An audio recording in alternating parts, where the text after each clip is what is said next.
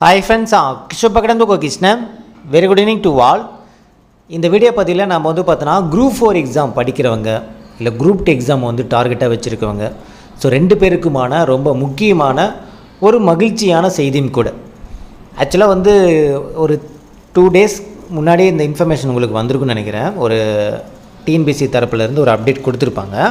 So அதை நான் ஒரு வீடியோ பதிவாக கொடுக்கணும்னு நினச்சேன், என்னால் கொடுக்க முடியல. ஸோ அதில் இருக்கக்கூடிய விஷயங்கள் எந்த அளவுக்கு உங்களுக்கு ஆப்டாக இருக்குது, நான் அது இன்றைக்கி தான் டீட்டெயில்டாக நான் பார்த்தேன். ஆக்சுவலாக பார்த்தோன்னா ஸோ நான் அந்த வீடியோவாக நான் கொடுக்கணும் அப்படிங்கிறது நான் நினச்சிட்டு இருந்தேன். ஏன்னா எனக்கு ரொம்ப ரொம்ப ரொம்ப ஒரு சந்தோஷமான ஒரு விஷயமாக அதில் பட்டுச்சு. அது என்னங்கிறது நான் உங்கள்கிட்ட நான் ஷேர் பண்ணுறேன், ஓகேங்களா? அது மூலமாக உங்களுக்கும் பார்த்தோன்னா எந்த மாதிரியான வாய்ப்புகள் உங்களுக்கு அமைஞ்சிருக்கு அப்படிங்கிறது நான் சொல்கிறேன், ஓகேங்களா? சரி, ஓகே. இப்போ இந்த குரூப் 4 எக்ஸாம் படிக்கிறவங்க படிச்சுட்ருக்கீங்க, ஓகே. நார்மலாக எல்லாருமே பார்த்தோன்னா நல்லபடியாக படிச்சுட்ருக்கீங்க. அடுத்து குரூப் 2 எக்ஸாம் நமக்கு கால் ஃபார் பண்ணுவாங்க. பட் குரூப் 2 எக்ஸாமில் பார்த்தோன்னா நமக்கு ப்ரிலிமினரி நடந்து அப்புறம் மெயின்ஸ் டிஸ்கிரிப்டிவ் பேப்பர் நடக்கும். ஸோ மெயின்ஸுக்கு அவ்வளோ தூரம் நம்ம டெப்த்தாக படிக்க வேண்டியிருக்கும், பேராகிராஃபாக எழுத வேண்டியிருக்கும். ஸோ எப்படி அப்போ குரூப் 2 கிடையாது, ஒரே ஒரு ஆப்ஷன் நமக்கு குரூப் 4 மட்டும்தான் அப்படிங்கிறது எல்லாம் படிச்சுட்ருக்கீங்க. ஸோ இப்போ நமக்கு என்ன பண்ணியிருக்காங்க, குரூப் 2 எக்ஸாமில் மெயின் எக்ஸாம் அப்படிங்கிறது குரூப் 2க்கு தனியாக 2Aக்கு தனியாக பிரிச்சுட்டாங்க. 2க்கு மெயின் எக்ஸாம் டிஸ்கிரிப்டிவ் பேப்பரில் நடக்கும், பேராகிராஃபாக நடக்கும். பட் 2A போஸ்டிங் இருக்குது பார்த்திங்கன்னா, நான் என்ட்ரி போஸ்டிங் சொல்லுவாங்க, ஓகேங்களா? அப்போ நான் என்ட்ரி போஸ்டிங் சொல்லுவாங்க. ஸோ அந்த 2A போஸ்டிங்க்கு இப்போ மெயின்ஸ் எப்படி தெரியுமா நடக்க போகுது, அப்ஜெக்டிவ் டைப்பில் நடக்க போகுது. இது உங்களுக்கு எல்லாம் தெரிஞ்சது தான். ஆனால் இதில் என்ன ரொம்ப சந்தோஷமான ஒரு விஷயங்கிறது நான் சொல்கிறேன், ஓகேங்களா? ஓகே. இப்போ ப்ரிலிமினரி அப்படிங்கிறது நடக்குமா சார்? நடக்கும். இப்போ எப்படி நம்ம குரூப் 4 எக்ஸாமுக்கு நீங்கள் என்ன போர்ஷன் படிக்கிறீங்களோ அதே போர்ஷன் தான் குரூப் 2 ப்ரிலிமினரிக்கும். ஆனால் அந்த மார்க் நமக்கு எடுத்துக்க மாட்டாங்க, ஜஸ்ட் குவாலிஃபை மார்க் மட்டும்தான். இவ்வளோ மார்க் மேலே எடுத்தவங்க குவாலிஃபை அப்படின்ட்டு மெயின் எக்ஸாமோட மார்க் தான் எடுத்துப்பாங்க. ஸோ மெயின் எக்ஸாமோட மார்க் அப்படிங்கும்போது மெயின்ஸ் எப்படி நமக்கு குரூப் 2 நான் இன்டர்வியூ, அதாவது குரூப் 2A போஸ்டிங்க்கு உண்டான மெயின் எக்ஸாமோட சிலபஸ் அப்ஜெக்டிவ் டைப் தான். அதாவது ஓஎம்ஆர் சீட்டில் தான் நீங்கள் எழுத போகிறீங்க. பட் ஓஎம்ஆர் சீட்டில் வைக்க போகிறாங்களா, ஆன்லைன் டெஸ்ட்டில் கண்டக்ட் பண்ணுவாங்களாங்கிறது என்ன வேணால் மாற்றம் கொண்டு வருவாங்க. நமக்கு அதை கணிக்கவே முடியாது. ஸோ ஆன்லைன் டெஸ்ட்டாக கூட வைக்கலாம், ஓகேங்களா? எப்படி வேணால் இருக்கலாம். இதில் என்ன எனக்கு ரொம்ப சந்தோஷமான ஒரு விஷயம்னா 2A உடைய மெயின் சிலபஸ் அப்ஜெக்டிவ் டைப் தான். ஸோ போர்ஷன், அதாவது சிலபஸ் எப்படி ஃப்ரேம் பண்ணியிருக்காங்க பாருங்கள். ஜென்ரல் ஸ்டடீஸ் இருக்கும்னு சொல்லியிருக்காங்க. அதாவது எதில் எவ்வளோ ஸ்கோர் அப்படிங்கிறத கொடுக்கல, டீட்டெயில்டாக சிலபஸும் கொடுக்கல. ஸோ ஜென்ரல் ஸ்டடீஸ் இருக்குன்னு சொல்லியிருக்காங்க. அதுக்கப்புறம் ரீசனிங் அண்டு ஜென்ரல் இன்டெலிஜென்ஸ் அப்படின்னு இருக்குன்னு சொல்லியிருக்காங்க. அதுக்கப்புறம் general Tamil or general English. General Tamil or general இங்கிலீஷுங்கிறது நாம் பார்த்து சூஸ் பண்ணிக்கிறது தான். ஜென்ரல் தமிழ் வேணுங்கிறவங்க ஜென்ரல் தமிழ் சூஸ் பண்ணிக்கலாம், ஜென்ரல் இங்கிலீஷ் வேணுங்கிறவங்க ஜென்ரல் இங்கிலீஷ் சூஸ் பண்ணிக்கலாம். அது உங்களுடைய ப்ரெஃபரன்ஸை பொறுத்து இருக்குது, ஓகேங்களா? உங்களுடைய விருப்பத்தை பொறுத்து இருக்குது, ஓகேங்களா? சரி, ஓகே. இப்போ இந்த ஜென்ரல் ஸ்டடீஸ், அப்புறம் மேக்ஸ், ரீசனிங்கு, அதுக்கப்புறம் ஜென்ரல் தமிழ் இப்படிங்கிறது ப்ரிலிமினரியோட சிலபஸும் இது சேமாக தானே சார் இருக்குது அப்படின்னா அப்படி இருக்காது. எனக்கு தெரிஞ்சு பார்த்தோன்னா சிலபஸ் இன்னும் ரிலீஸ் பண்ணலை. ரிலீஸ் பண்ணும்போது நமக்கு தெரியும். பட் எனக்கு தெரிஞ்சு சிலபஸில் ஒரு சில மாற்றங்கள் கண்டிப்பாக வர்றதுக்கான வாய்ப்புகள் அதிகம். ஏன்னா ப்ரிலிமினரியோடைய சிலபஸ் அப்படியே கொண்டு மெயின்ஸுக்கு வைக்க மாட்டாங்க. சம் அப்டேட் இருக்கும், ஓகேங்களா? அதாவது ப்ரிலிமினரிக்கும் மெயின்ஸுக்குமே கண்டிப்பாக ஒரு அப்டேட் இருக்கும், ஓகேங்களா? கொஞ்சம் எக்ஸ்ட்ராவாக நீங்கள் லேர்ன் பண்ணுற மாதிரி இருக்கும், ஓகேங்களா? ஸோ அந்த எக்ஸ்ட்ராவாக லேர்ன் பண்ணுற விஷயம் அப்படிங்கிறது ரொம்ப ரொம்ப ஈஸி. ஏன்னா அப்ஜெக்டிவ் டைப் தானே, ஓகேங்களா? ஸோ ஜென்ரல் ஸ்டடீஸில் இன்கேஸ் இப்போ அந்த 200 மார்க் இருக்குல்ல, அந்த 200 மார்க்கே பார்த்தோன்னா 100 மார்க் தமிழ் அப்படின்னு இருக்குன்னு நம்ம அவசியம் கிடையாது.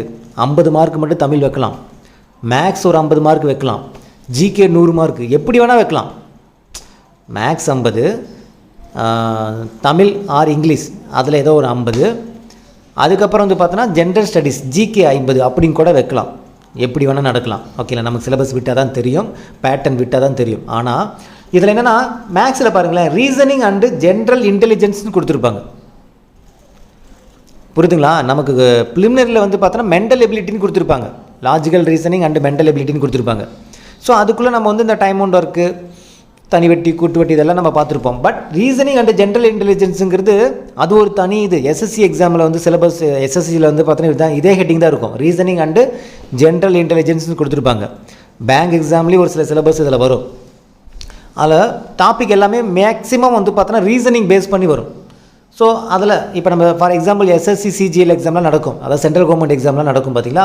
ஸோ அதில் சிலபஸ் எப்படி இருக்கும் பார்த்தீங்கன்னா, ரீசனிங் அண்ட் ஜென்ரல் இன்டெலிஜென்ஸுக்கு எப்படி இருக்கும் அப்படின்னு பார்த்தீங்கன்னா, ஃபார் எக்ஸாம்பிள் பாருங்கள் என்ன டாப்பிக்கில் வரும் பாருங்கள். இங்கே பாருங்கள், discrimination, observation, relationship concept, arithmetic number series, non verbal series, coding decoding, statement conclusion, number series, figure series, problem solving, அதாவது வேர்டு பில்டிங்கு, அதுக்கப்புறம் வந்து பார்த்தோன்னா numerical operation, symbolic operation, embedded figures, space orientation, Venn டயக்ராமில் வரலாம். அதுக்கப்புறம் பார்த்தோன்னா figure pattern இருக்கும், critical thinking, analogies, similarity and difference. அதாவது ஹெட்டிங்லாம் பார்த்துட்டு பயந்துடாதீங்க, எல்லாமே குட்டி குட்டி கான்செப்ட், ரொம்ப ஈஸி தான். Address matching, data city matching. Address மேட்சிங்லாம் நான் வந்து பேங்க் எக்ஸாமுக்கு வந்து ஒரு 4 இயர்ஸ்க்கு முன்னாடி நான் பேங்க் எக்ஸாமுக்கு எடுத்திருக்கேன்.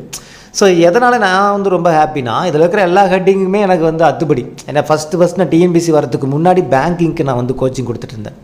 பேங்க் எக்ஸாமுக்கு நான் ஒரு இன்ஸ்டியூட்டில் ஒர்க் பண்ணியிருக்கேன்.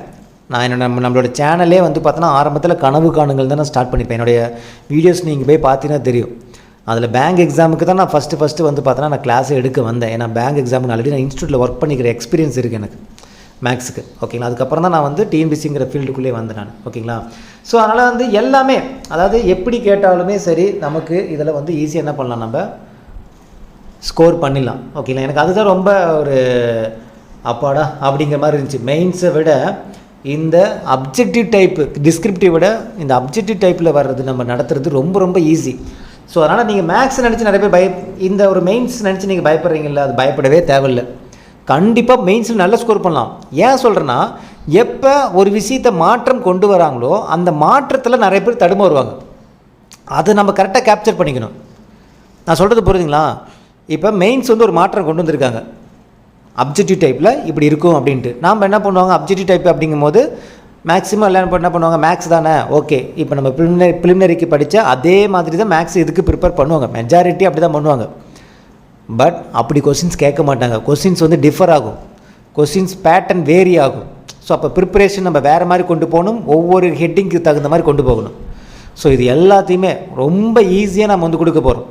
ஸோ மெயின்ஸ் அப்ஜெக்டிவ் சூப்பராக நீங்கள் குரூப் 2ல் வந்து பார்த்தோன்னா நல்ல ஸ்கோர் பண்ணலாம். என்ன நம்ம இந்த இப்போ குரூப் 4 படிக்கிறீங்களா, இப்போ நீங்கள் குரூப் 4 படிக்கிறதுல ஒரு 70% உங்களுக்கு மெயின்ஸுக்கு ரொம்ப ரொம்ப ரொம்ப ஹெல்ப்ஃபுல்லாக இருக்கும். ஒரு 30% நீங்கள் எக்ஸ்ட்ரா பார்க்குற மாதிரி இருக்கும். அதுவும் ரொம்ப ஈஸி, ரொம்ப ரொம்ப ரொம்ப ரொம்ப ரொம்ப ஈஸி. டைம் நமக்கு இருக்குது. குரூப் 4 முடிஞ்சதுக்கப்புறம் அடுத்து சாலிடாக நமக்கு டைம் இருக்குது. அதுவும் மேக்ஸ் நினச்சி நீங்கள் பயந்துக்கவே தேவையில்லை. எவ்வளோ ஸ்கோர் மேக்ஸ் எவ்வளோ மார்க் வச்சாலும் சரி, 25 வைக்கிறாங்களோ 50 வைக்கிறாங்களோ எவ்வளோ வச்சாலும் சரி, அது சூப்பராக சொலையாக மார்க் எடுக்கலாம். ஏன் சொல்கிறேன்னா, அந்த மேக்ஸ் நமக்கு அத்துபடி. நான் ஆல்ரெடி எடுத்திருக்கேன் எல்லா ஹெட்டிங்கும். எஸ்எஸ்சிக்கோட நான் வந்து பார்த்தோன்னா அதோட கொஸ்டின் பேட்டர்லேருந்து எல்லாம் நான் பார்த்துருக்கேன். ஸோ ரொம்ப ஈஸி. இப்போ நம்ம வந்து டிஎன்பிசிக்கு நம்ம இப்போ படிச்சுட்டு இருக்கோம் பார்த்தீங்களா, mental ability and logical reasoning படிக்கிறேன் பார்த்தீங்களா, அதில் 50% எஃபர்ட் போட்டாலே போதும், நீங்கள் மெயின்ஸ் சூப்பராக நீங்கள் பண்ணிடலாம். ப்ளஸ் வந்து ஜென்ரல் தமிழ் இருக்குது, நீங்கள் ஆல்ரெடி படித்த தமிழ் அதே ஜென்ரல் தமிழ் தான். அதுக்கப்புறம் வந்து பார்த்தோன்னா ஜிகே ஜென்ரல் ஸ்டடீஸ் தான். என்ன புரட்டி போட்டாலும் உங்களுக்கு ஒரு சில டாபிக் எக்ஸ்ட்ரா இன்க்ளூட் பண்ணலாமே தவிர அதில் ரொம்ப போய் அப்படியே சேஞ்ச் பண்ண முடியாது. இப்போ பாலிட்டியில் போய் என்ன சேஞ்ச் பண்ணாலும் நம்ம மேக்ஸிமம் எல்லாமே அதில் வந்து வந்துருச்சு. இன்னும் எக்ஸ்ட்ரா என்ன போய் சேஞ்ச் பண்ணுவாங்க, சேஞ்ச் பண்ணால் அந்த டாபிக் லிட்டராக படிச்சுட்டு போனால் முடிஞ்சு போச்சு. எப்போவுமே ஒரு மாற்றம் கொண்டு வந்தாங்கன்னா அந்த மாற்றத்தில் நிறைய பேர் என்ன படிக்குது ஏது படிக்குதுன்னு தடுமாறுவாங்க. அந்த தடுமாறுற கேப்பில் நாம் உஷாராக இருந்துட்டு டே 1லேருந்தே பர்ஃபெக்டாக படிக்க ஆரம்பிச்சிட்டிங்கன்னா சூப்பராக கொண்டு போயிடலாம். நான் சொல்கிறது புரியுதுங்களா. ஏன்னா நமக்கு எக்ஸாம் டேட் கொண்டு நம்ம என்ன பண்ணிட்டாங்க, இன்ஃபார்ம் பண்ணிட்டாங்க. நோட்டிஃபிகேஷன் எப்போ, எக்ஸாம் டேட் கொண்டு இன்ஃபார்ம் பண்ணிட்டாங்க. இதுக்கு மேலே என்ன தேவை? என்னை பொறுத்த வரைக்கும் நான் ஆல்ரெடி சொல்லியிருந்தேன், குரூப் 4 எக்ஸாமுக்கு உண்மையாக உழைக்கிறவங்களுக்கு நீங்கள் எதிர்பாராத மேஜிக் நடக்கும்னு நான் அடிக்கடி சொல்லுவேன்ல. ஸோ பாருங்கள், உண்மையாக உழைச்சவங்களுக்கு அடுத்து குரூப் 2 ஒரு வாய்ப்பாக இருக்குது, குரூப் 4 ஒரு வாய்ப்பாக இருக்குது, குரூப் 2 ஒரு வாய்ப்பாக இருக்குது. இதை தாண்டி என்னங்க வேணும்? இதை தாண்டி என்ன வேணும்? மெயின்ஸ் பாருங்கள் உங்களுக்கு சாதகமாகவே அமைஞ்சிருக்கு. நீங்கள் என்ன எதிர்பார்த்தீங்கன்னா அது அப்படியே அமைஞ்சிருக்கு. இந்த 500 சம் சீரிஸ் நம்ம வந்து ஃபாலோ பண்ணுறோம். இதில் மேக்ஸ் நினச்சி உங்களுக்கு ஒரு பயமே போயிருக்கும். இதோட நற்பலன் நமக்கு எங்கே கிடைக்குது? குரூப் 2லுமே ரிஃப்ளெக்ட் ஆகுது பாருங்கள். அப்போ குரூப் 2 மேக்ஸ் இன்னும் ரொம்ப ஈஸியாக போய்டும். அப்போ அதை நினச்சி நீங்கள் பயப்பட மாட்டீங்க. அதுக்கப்புறம் என்னது, தமிழ் ஜிகே தான் அடித்து தும்சம் பண்ணிடலாம் குரூப் 2 எக்ஸாம் பொறுத்த வரைக்கும். டைமும் இருக்குது நமக்கு. அப்போ இந்த குரூப் 4 எக்ஸாமில் உங்களால் முடிஞ்ச பெஸ்ட்டு எஃபர்ட்டை கொடுங்க. அதுக்கான நற்பலன் கண்டிப்பாக சொல்கிறேன், இந்த வருஷத்தில் நீங்கள் எடுத்துருவீங்க. இந்த வருஷம் எண்டில் உங்களுக்கு ஒரு ஜாப் கன்ஃபார்முங்கிறத நீங்கள் உறுதியாக இருப்பீங்க. சொல்கிறது புரியுதுங்களா? ஸோ ப்ரிலிமினரிக்கு படித்தது நீங்கள் இப்போ படித்து தான் ப்ரிலிமினரிக்கு படிக்க போகிறீங்க.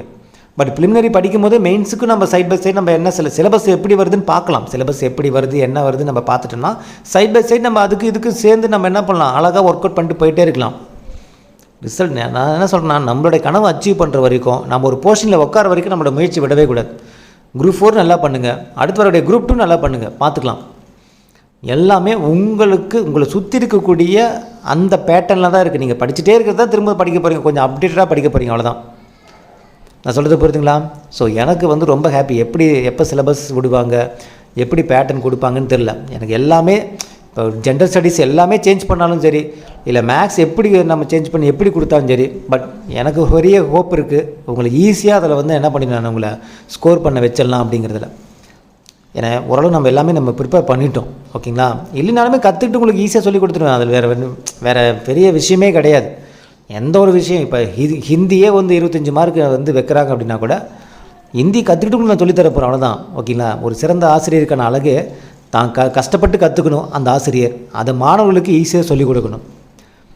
ஸோ நான் கற்றுக்கிறது கஷ்டப்பட்டு அது உங்களுக்கு எப்படி ஈஸியாக சொல்லி தரதுல தான் விஷயமே இருக்குது. எல்லாருமே அப்படி தானே, நல்லா கற்றுக்குங்க. அது மற்றவங்களுக்கு சொல்லி தரும்போது அதை விட ஈஸியாக சொல்லித்தாங்க. அவங்க கற்றுக்கிறதுக்கு ரொம்ப ஈஸியாக இருக்கணும், உங்கள்கிட்டருந்து கற்றுக்கும் போது அது ஈஸியாக இருக்கணும் அப்படிங்கிறது தான் ஆசிரியர்களுடைய கோட்பாடு. நான் ஒரு நாள் ஃபுல்லாக ஒரு விஷயத்தை கற்றுக்கிட்டதை உங்களுக்கு நான் ஒரு 5 நிமிஷத்தில் சொல்லி கொடுத்துட்டேன்னு வச்சிங்களேன், அதுதான் சிறந்த ஆசிரியர். அதுதான் இது. எதுக்காக நான் சொல்கிறேன்னா, எந்த விஷயமா இருந்தாலும் பார்த்துக்கலாம். எதுவாக நம்ம என்ன பிறக்கும் போது நம்ம பாலிட்டி தெரிஞ்சு, எக்கனாமிக்ஸ் தெரிஞ்சு, மேக்ஸ் தெரிஞ்சால் நம்ம வரோம். எல்லாமே டே பை டே நம்ம கற்றுக்கிறது தான். இந்த 500 சம் சீரீஸ் நம்ம ஃபாலோ பண்ணும் போது, நீங்கள் ஆரம்பத்தில் ஃபஸ்ட்டு சம் ஆரம்பிக்கும் போதும் இப்போ நீங்கள் எந்த ஸ்டேஜில் இருக்கீங்களோ இப்போதைக்கு எவ்வளோ வித்தியாசம் இருக்குது பார்த்தீங்களா இல்லையா? எல்லாமே அப்படி தான், புரியுதுங்களா? ஸோ நம்பிக்கையாக இருங்க, டபுள் சான்ஸ் கிடச்சிருக்கு, விட்டுறாதீங்க. நான் அதுக்காக தான் சொல்கிறேன், உங்களோட முழு முயற்சி கொடுத்துட்டே இருங்க. சார் நான் இதுக்கு மேலே படித்தா குரூப் 4 பாஸ் பண்ண முடியுமா? நீ இந்த குரூப் 4க்காக எடுக்கக்கூடிய முயற்சி ஒரு இடத்துல இதுக்காக இல்லைனாலும் இன்னொரு இடத்துல இன்னொரு போஸ்டிங் எடுக்க வைக்கும். அந்த முயற்சி விட்டுறாதீங்கன்னு சொல்கிறேன், கை விட்டுறாதீங்க. முடிஞ்ச வரைக்கும் அந்த முயற்சி குரூப் 4 எவ்வளோ பெஸ்ட்டாக கொடுக்கணுமோ கொடுங்க. அதோட ரிஃப்ளெக்ட் அப்படியே குரூப் 2 ப்ரிலிமினரிக்கு உங்களை பாஸ் பண்ண வைக்கும், அப்படியே மெயின்ஸுக்கு உங்களை தள்ளும், மெயின்ஸு உங்களை பாஸ் பண்ண வைக்கும். அப்போ தான் தெரியும், ஓ நம்மளை இதுக்கு தள்ளுறதுக்கு தான் நம்ம அந்த இதில் நமக்கு தடை வந்துச்சா அப்படிங்கிறது நீங்கள் அப்போ புரிஞ்சுப்பீங்க. ஆனால் வெளியில் நின்று வேடிக்கை பார்த்துட்டு என்னால் முடியாது, இதுக்கு மேலே படித்தா முடியுமா, ஏன் தேவையில்லாமல் டைம் வேஸ்ட் பண்ணிட்டு மனசை விட்டுக்கிட்டு அப்படியே புலம்பிக்கிட்டு, இல்லை வேண்டாம் நம்ம ஏன் தேவையில்லாமல் பார்த்தோன்னா எனர்ஜி வேஸ்ட் பண்ணிட்டு நினச்சிங்கன்னா கடைசி வரை நீங்கள் குரூப் 2 எடுக்க முடியாது, குரூப் 4 எடுக்க முடியாது. ஏன் அடுத்த வருஷம் வரக்கூடிய குரூப் 4 கூட நீங்கள் பாஸ் பண்ண முடியாது. இந்த ஒரு மைண்ட் தாட்டில் நீங்கள் இருந்தீங்கன்னா. நான் சொல்கிறது புரியுதுங்களா? ஸோ குரூப் 4 முடிஞ்சதுக்கப்புறம் எல்லாருமே இந்த குரூப் 4 உங்களோட பெஸ்ட்டை கொடுத்துருங்க, பெஸ்ட்டை கொடுத்துருங்க, அவ்வளோதான். ஆண்டோ மேலே பாரத்தை போட்டுருங்க. பெஸ்ட் நான் இந்த குரூப் 4 கொடுக்குறேன், கொடுத்ததுமே குரூப் 2 ஸ்டார்ட் பண்ணுறேன். குரூப் 2லேயும் என்னுடைய பெஸ்ட்டு அதை விட சூப்பர் பெஸ்ட்டாக கொடுக்க போகிறேன் அப்படிங்கிறோட மனநிலையோட படிங்க. எல்லாம் உங்களுக்கு சாதகமாக அமையும். உழைப்புக்கேற்ற ஊதியம் உங்களை சேரும், வேறு ஒன்றும் கிடையாது, ஓகேங்களா?